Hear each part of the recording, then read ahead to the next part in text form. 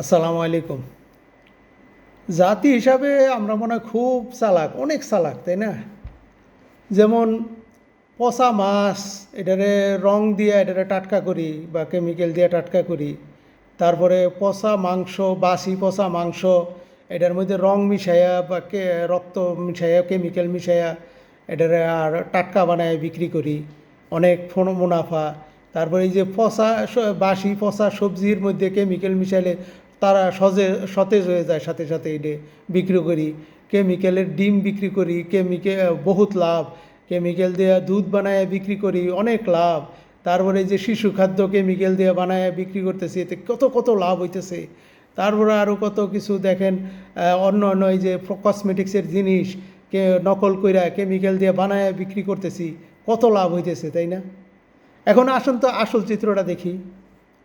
আমি ভেজাল পচা বাসি মাছ বিক্রি করলাম, বিক্রি করে খুব খুশি, অনেক লাভ হয়েছে। গেলাম বাজারে, বাজারে গিয়ে কী কিনলাম?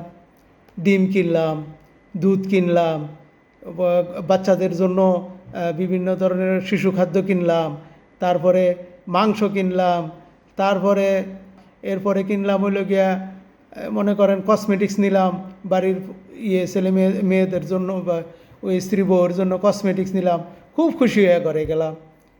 তার আরেকজন কি করলো? বাসি পচা মাংসের মধ্যে রং টং কেমিক্যাল মাইরা টাটকা করে এটা বিক্রি করলো, বিক্রি করে গেল হাটে। হাটে গিয়া কী কিনলো? মাছ কিনলো, দুধ কিনলো, ডিম কিনলো, তারপরে বাচ্চাদের জন্য সুন্দর সুন্দর খাবার কিনলো, তারপরে কি করলো? ইয়ে পরিবারের জন্য কসমেটিক্স নিয়ে গেল। বাস খুব ভালো হয়ে গেলো, তাই না? সুন্দর করে খুশি মনে বাড়িতে গেল। তারপরে একজন কি দুধ বিক্রেতা, দুধ বিক্রি করলো, ভেজাল দুধ বিক্রি করে অনেক লাভ করলো।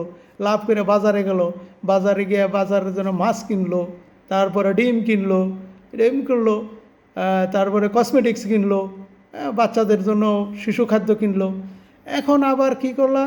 আরেকজন সবজি বিক্রেতা কি করলো? পচা সবজিরে, বাসি সবজিরে কেমিক্যাল দিয়ে সতেজ করে বিক্রি করে অনেক লাভ।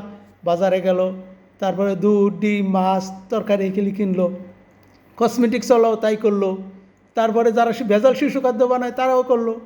তাইলে দিন শেষে এখানে লাভবান হইল কে? এটা কি একটু কখনো চিন্তা করে দেখছি আমরা? দিন শেষে কে লাভবান হইল এখানে? একটু চিন্তা করে দেখেন তো। ধন্যবাদ সবাইরে।